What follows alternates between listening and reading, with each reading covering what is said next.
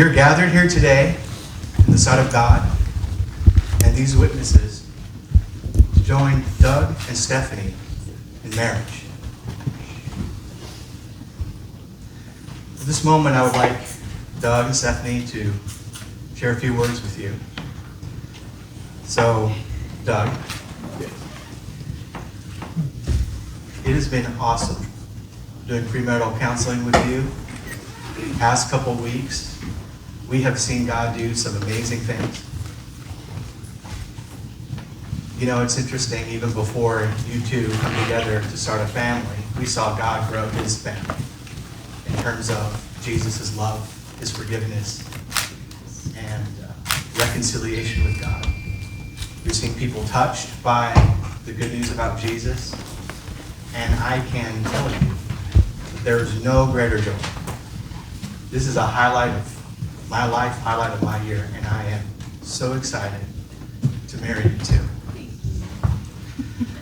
Doug, I want to encourage you and remind you of the first marriage of Genesis chapter 2. It was perfect. The man and the woman, the husband and the wife, experienced no shame. They had a perfect relationship with God and a perfect relationship with one another. Doug, I want to remind you, and you, Stephanie, as well, that you did not have to ask me to do a Christian way. One where Jesus is honored, where God is at the center of your relationship. That's what you chose. And God has already began to bless it. Doug, I want to remind you that as you remember, the man and the woman, Adam and Eve, through their own self-leadership, brought brokenness and sin into the world. And since then, all marriages and all people have experienced brokenness. You, me, Steph, everyone gathered here. And every marriage has experienced brokenness and division. When the man and the woman sinned against God, they hid from one another. They experienced shame. Doug, I want to encourage you. See, no one here has been outside of that brokenness. All of us have been hurt and have been abused and abused. But right now, I want you to look at your new wife, Stephanie. She's wearing white.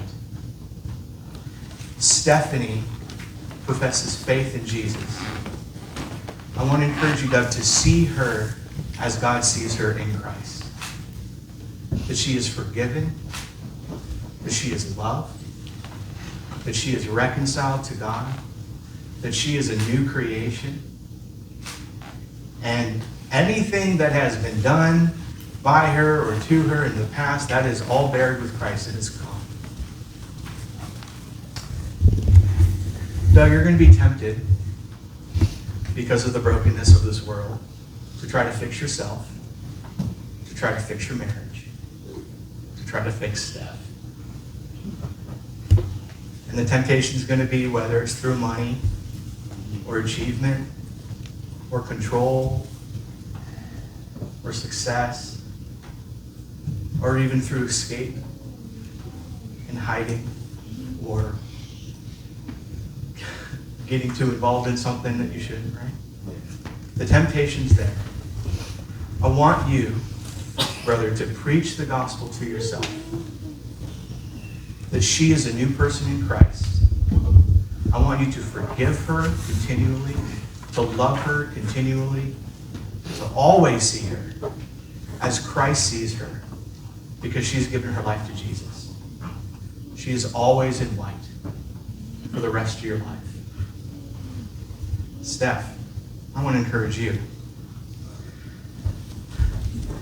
by reminding you of that verse. You're good. You're good. This is fun. I'll remind you of that first marriage in Genesis 2. You know, the woman's name was Eve. Eve means life. You get to bring life to this new family. Not just physically, but emotionally. And I mean, you really are just the life giver of what God is bringing together here. I want you to remember that you get to know Doug like no one else can. You know all of the things that you love about him, that get you excited about him, that is impressive about him. But you also get to know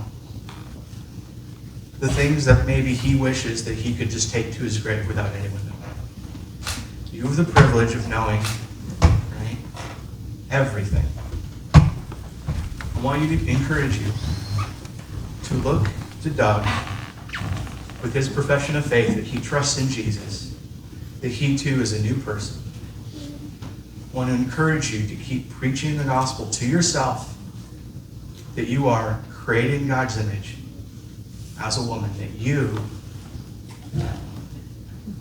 that God has brought you to him, and that you can see him always as being a new person. Jesus is the best leader of Doug's life, not you. So pray for him, encourage him, and see him as God sees him in Jesus.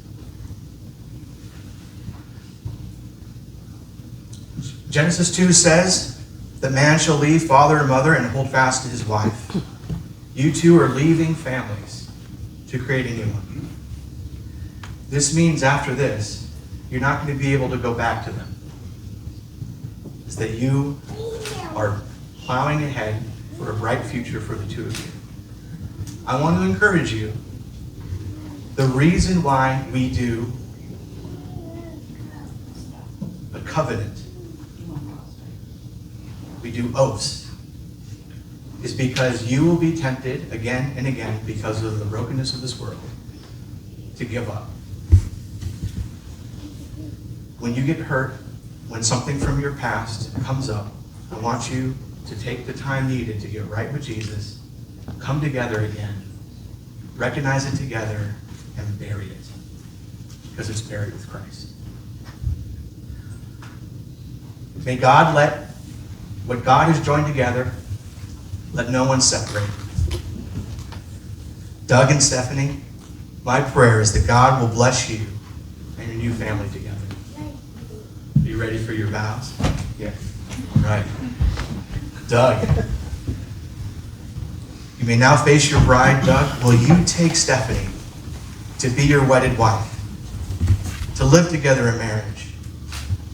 Will you love her, comfort her, honor and keep her in sickness and in health, for richer or for poorer, for better or for worse, and forsaking all others, be faithful only to her, for as long as you both shall live? I do. Stephanie, will you take Doug to be your wedded husband, to live together in marriage? Will you love him, comfort him, honor and keep him in sickness and in health, for richer or for poorer, for better or for worse, and forsaking all others, being faithful only to him, for as long as you both shall live? We'll now exchange the rings, which I have here for safekeeping.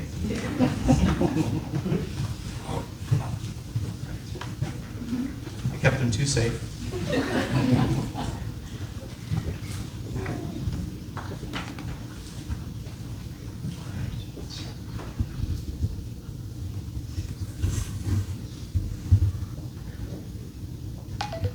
Go for it.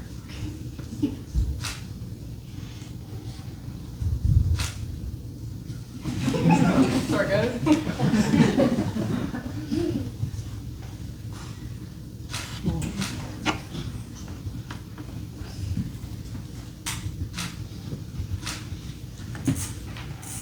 By the power vested in me, by the state of Ohio, I now pronounce you husband and wife. You may now kiss the bride.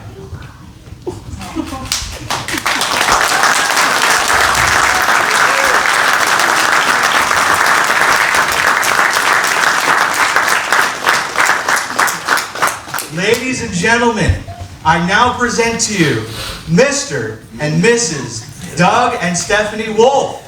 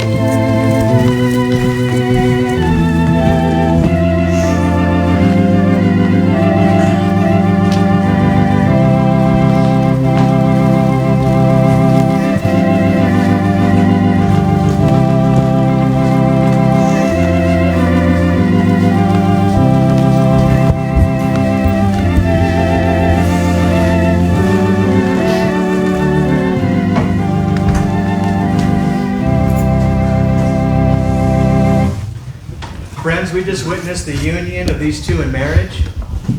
So the reception is going to be at the Hilton Garden Inn. So the newlyweds look forward to party, to eat, to drink, to dance with you, and to celebrate with them the new family and their new life together. So I'm going to dismiss you all by rows, and if you would please just each row at a time, as I dismiss you, just go ahead and walk to the back and then make your way. We look forward to seeing you at the reception.